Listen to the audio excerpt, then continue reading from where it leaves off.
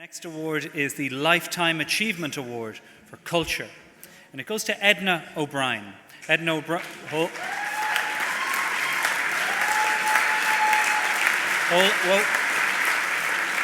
I've got a little spiel to get through here before we get to the standing ovation. Okay.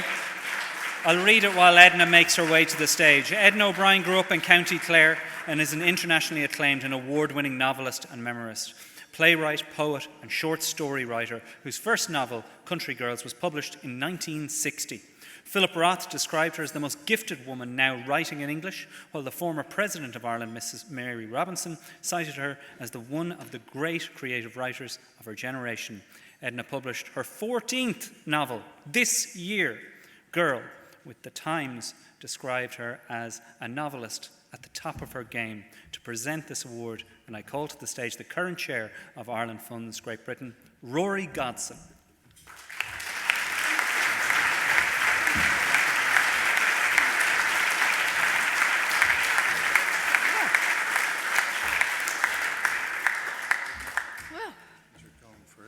Well, oh God, I have to do it the proper way. Yes.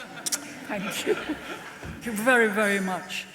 It is wonderful to be here. It's splendid. But I feel slightly an imposter insofar as when I first began writing in secret and so on, there was a lot of, shall we call it, heated discussion in Ireland. And earlier on, one of the, I forget which person it was, mentioned, yes, with bringing Meals on Wheels to people in Connemara. Unfortunately, I love Connemara, don't get me wrong, but I unfortunately was told by a sheep farmer in Cloughaun, well, I wasn't told, the Galway Tribune was told, that we ran that woman out of Ireland. So I'd never met this man, and I'd never been run out, especially by him. But it's so interesting what time does and how people come to accept or listen or whatever. And that is one, at least for me, in my raveled thinking. Allowing people to be the thing they want to be with all their heart, their vocation. I grew up without books, except, as I have often said, the prayer books, and my mother had a cookery book. My mother would never have wanted me to be a writer. She loved me, I think, but her dream for me was to be an air hostess. I'm very bad on heights. So managing a tray of drinks along the, whatever you call it, the lobby of an aeroplane wouldn't have worked. But I found, and I still find, my heritage in County Clare, there's a little ongoing battle whether I'm from Scariff or Toomgraney. They're both very illustrious, but Toomgraney has one pub, Scariff has about 10. So probably Scariff is the capital. But there was a little, things wobble off this desk, so if I wobble, Rory, you're near. I learned a lot. And you not only learn, you learn from adversity as well as from, I think if I had been cosseted or praised or whatever other words I could use from the beginning, it would have, ironically, stopped me. Because a writer has to, learn the trade. There's a great line of Yeats's which said, Irish poets, learn your trade. Well, it's true for English poets and American poets and all else. And learning the trade involves seclusion and also some adversity or something that doesn't make one smug. Because the whole genesis of writing, I know there are many categories for the prizes here tonight, and they are all deserving of prizes. I'm not speaking personally alone, just for me. They're deserving of prizes that the Ireland Fund have decided to, and they bring to attention burning things in the world. The most burning things in our world today, as we well know, is what's happening to migrants, communities all over the world who have nowhere. We at least have had a country and have a country. That is one of the burning things. Politics and the language of politicians, both in this country and in the United States, have reached a very unfortunate, vehement, and untruthful level. I'm very proud. I don't know him well, but I had the good chance to meet him twice on Taoiseach. Mr. Vadiker is how I pronounce his name. Because he's a very reasonable man, and he hasn't, this isn't a political remark, it's a human observation. When asked about something, rather than being heated and making himself, he's reasonable, and that is a faculty that's disappearing from politics. So we can be proud of him. And you mentioned, somebody mentioned there were two Marys. In fact, there's a song which says there are three Marys, so maybe there's another Mary. I wish I were called Mary, and I might be ripe for president. That's a joke, supposed to be. And Mary Robinson, I knew fairly well. Well, I met rather formally. Mary McAleese, I met often. And she was a rather wonderful woman. And one day I was in Dublin, and it was my birthday. I'm getting older by the minute, I'd like to mention. It's better to admit it. When I was younger, I hid it. Now I'm mentioning it. I don't know what that means. She invited me to the park for a cup of tea or something. And that day she had visitors from the north, Catholic and Protestant. This will show you what a marvelous woman she was. She invited two buses with Protestants who like to be in their own bus, as I well know when I visited prisons in the north, and Catholics had another bus. Well, unfortunately, one of the buses broke down. So there was no choice, but they all had to fit in the one bus. And they arrived, which is a metaphor for what the peace process would become. So when they arrived, she had to give them a little more alcohol even than she had intended. She was a wonderful woman. I'm going off message. What I want to say is, I've had some sticks and stones may break my bones from my own people and my own country, but I am so glad to be Irish. I'm not saying that to flatter anyone in this room, or indeed in any other room. And why am I glad to be Irish? Because of the passionate nature that we are blessed and sometimes only semi-blessed with. Because of the emotional pulse.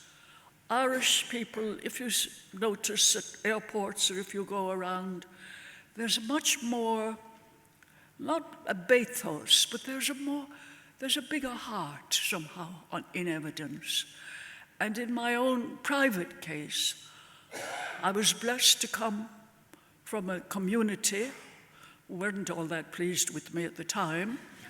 They said that, however, that when I wrote my second book, that the first book, which had been banned, burnt, and all the usual calamities, they said that the first book was a prayer book compared with the second book. So,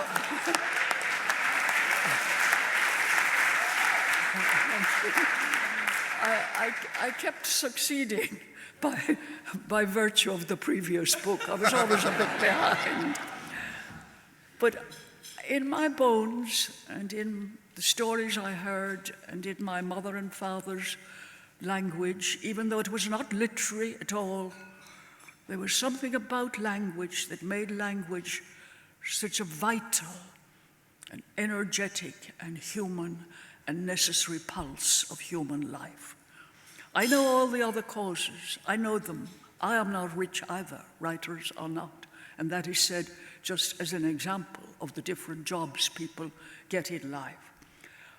But I feel that language and literature and the love of it and the privacy of it and what it gives back to the reader is something unmatchable. And I would be a sad woman if that were to lessen or disappear from life.